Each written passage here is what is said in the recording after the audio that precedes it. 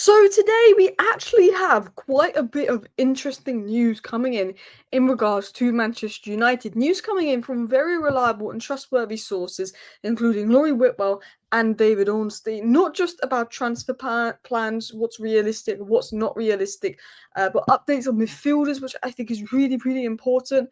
But also, I think a little bit of insight and information into other situations going on at United. But we also have an exciting story coming out on Amir Ibragimov. He's signed a new deal. We're going to talk to you about the player because I think in the long term he could be a really good fit for Ruben Amorim's system, and some positive updates on Mano. So, hello, and welcome back to Alice Talks Football, and welcome back to your 10-minute Manchester United news, transfer news, and update roundup, where you're going to get all the latest Manchester United news, not knows, you need to know in a 10-minute roundup. If you do enjoy today's video, feel free to hit that like button, and of course, subscribe if you're new.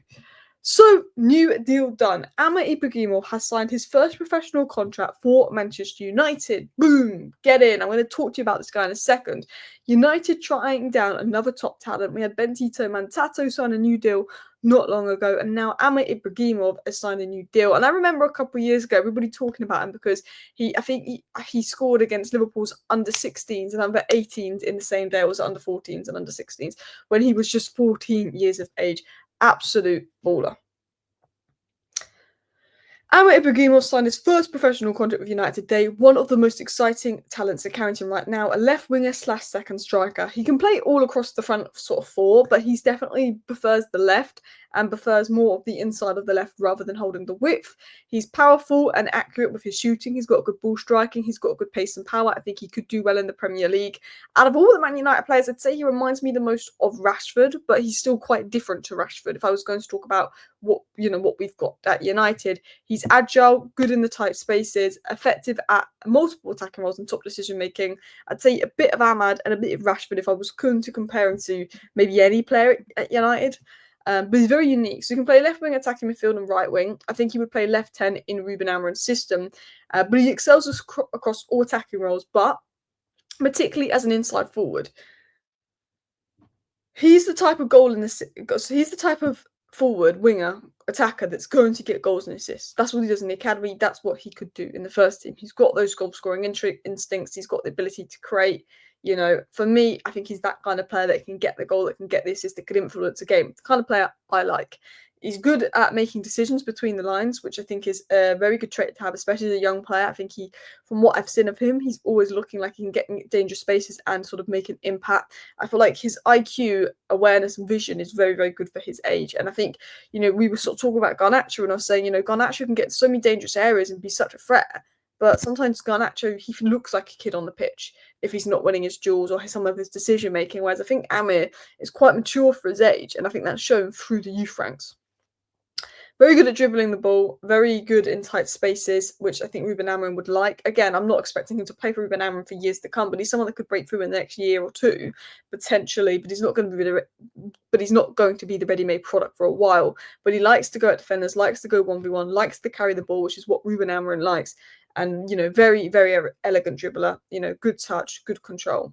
I think out of all the academy players, I think Fletcher and Morehouse we could see sooner.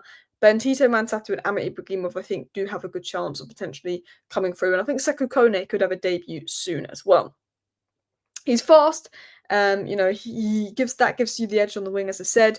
Good at carrying the ball. That's what Ruben Amorim will like. I also think Morehouse will get opportunities because of his ball carrying, but his technique is good, his ball striking is good, his passing is good. Obviously, this is for his age. It's different going into the United environment, ages above you. But an impactful player. Now, I could talk about Amir Ibragimov for longer, but I want to get into other news stories. I don't want to bore you guys. And one of them is a player we talk about a lot, Victor Osimhen. Now, we've been speaking about him loads. And I actually said in my live stream today, I said, because we're talking, could he come to United because he went to Galatasaray? And I said he could absolutely come to United, but something says to me that he would pick Saudi money over us. I said, I think if Saudi come in and offer him big money, I think he goes to Saudi over the Premier League. And Laurie Whitwell, David Ornstein, you're not going to get better information, better sources of information than that from. What is wrong with my speaking today? I can't speak. You're not going to get better sources of information than Laurie Whitwell and David Ornstein. They said There seems to be a consensus among Premier League clubs that Victor Osimhen's most likely destination is Saudi Arabia, said David Ornstein. And Laurie Whitwell said, I've not been steered away from Osimhen in a way of we're not going for him by United, so that leads me to believe there is some consideration around that and what could be done. But Laurie Whitwell said just a couple of days ago that, Delap is more of the focus. He's saying it's not that United aren't going for Osimhen, but it's probably more that United see Delap as the most realistic and feasible because one, Osimhen will have huge wage demands, and two, he may go to Saudi, he may cost more. And I think that's sort of what we discussed in my live stream yesterday. I think United, if they had the money, would go for it. But I think he's a guy that would happily go to Saudi for big wages. Gyökeres definitely wants Champions League football. So that puts us in a position where Delap probably is more of the priority going into the striker market. Now, interestingly, apparently he rejected the move to Juventus and wants to move to the Premier League, but Juve FC is not anywhere near as reliable as the Athletic and Laurie Whitwell. So my basis is United like him. If they can get him, they will go for him, but they don't know if they can get him because he might go to Saudi for the money. Which brings us to who is United's priority for the striker position. Well, we've known this actually, and I said this earlier. I think it's Liam Delap, and it's been made quite clear the last few months. Ornstein says that he expects him to move, with Chelsea and United among his suitors. There is a very serious interest from Man United and Liam Delap, says Laurie Whitwell, and 40 million release clause if Ipswich get relegated. Physical, scored again yesterday. Good performance from him. I could see United going for this. This is what I said. It looks like Delap is United's main/most realistic transfer target with a 40 million release clause. Big fan of what he's shown in the Prem this season, but personally I prefer a proven 20-goal season striker, but that is less realistic with our budget. Delap could be great paired with a 10 who brings end product. Cunha would be my first choice, and Bremer Rodgers also makes sense. Chelsea are interested in him, and they're better at getting deals done than us. Chelsea, they'll get a deal done, bish bash bosh boom. The only thing is Delap will see so many people at Chelsea not getting minutes, and he'll see how thin the United squad is, particularly in attack compared to Chelsea. And I think if you're Delap, you might think, oh, I'd get minutes at United, but also Man City academy player, maybe he would pick Chelsea over us out of loyalty to them. I prefer Delap to someone like Akite. He's proven this season that he can deal with some of the most physical centre-backs in the league. I think Akite could be the next Isak. He could be better than Delap, but I think it's more risky. And I think we're in a position where we don't really want to take risks. And Delap is proven against the top centre-backs in the league. But we still need some experience in that front line with Delap being 4 days younger than Højlund. Delap and Cunha for 100 million could be a good way to rebuild the attack. Delap and Dibbling would worry me.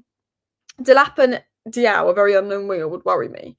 Delap and Cunha wouldn't worry me. Delap and Mbeumo wouldn't worry me because one of them is a proper experienced output player in the Premier League. Continuing on into other news, Laurie Whitwell said the midfield position is on United's agenda this summer. And I feel like that was obvious news. It wasn't a big new update, but it's important news. I always said after striker, the second most important position is midfield. Eriksson leaving, Casemiro likely to follow. A new centre mid is probably needed despite those two being in the team right now. We are quite thin. It's Collier, Bruno, Agate, and Maino that can play in those positions, but there's talk of Maino more likely to be a 10. We definitely need someone that can progress the ball and is comfortable receiving the ball from the centre-backs. Now, Stiller and Subamende fit that profile, but both seem unlikely. Subamende set to go to Arsenal. Stiller, obviously, probably unlikely to move. Bruno Guimaraes would be a dream, but there's no way he's leaving Newcastle for Manchester United, and he'd be out budget.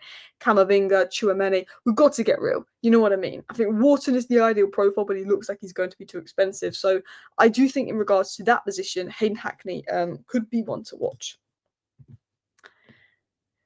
Laurie Whitwell also said that Barada, Wilcox, Amorim and Vivel will be involved in the transfer window, and there should be some supervision by Ratcliffe and Brailsford. And we were sort of talking about Jason Wilcox transfer targets. Now, Jason Wilcox is already sort of doing the groundwork in terms of making moves. Jason Wilcox is already doing, some work on Delap and making some moves behind the scenes. Apparently, there was a report from Bill that he was also having a bit of a conversation with Metcha.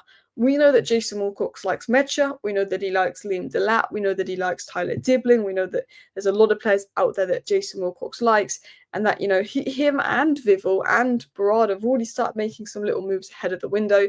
Vivel will be sending out scouts to go to rogue places like Zambia was a story today. Barada will be looking at the finances of stuff, and, Wilcox will be putting bits together. We now have an indication of who Wilcox likes. We know that Delap is now becoming a top target, and United will be doing the groundwork on that ahead of course, a move later when the window opens.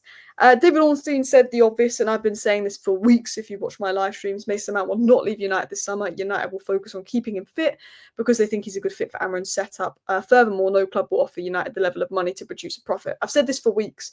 I said we need over 30 million to not make a loss on Mason Mount because he's still got 30 million left on his book value. We'd also need someone to pay his 200k a week wages, which they're not going to do with the injuries he's had. Ruben Amorim likes Mason Mount. If Mason Mount can stay fit, he very much gets in that Ruben Amorim side and plays a lot. Mason Mount isn't playing for United because he's not good enough. He isn't playing for United because his legs are like breadsticks. So Mason Mount's not going to go anywhere. Someone said, what about loaning him out? Because if he's fit, we want to play him. It's not that he's not playing, like Anthony wasn't playing, so we loaned him out. It's we need him fit, because if he's fit, he's going to play for us. We don't want him fit playing for someone else. And it was also said by Give Me Sport, Kobbie Mainoo remains committed to Manchester United and is open to signing a new contract to remain among head coach Amorim's options for the long term, despite growing rumours involving Europe's elite. I think Kobbie Mainoo will sign a new deal, and I think that will be sorted. Thank you for watching today's video. Let me know your thoughts down below. See you next time. Bye.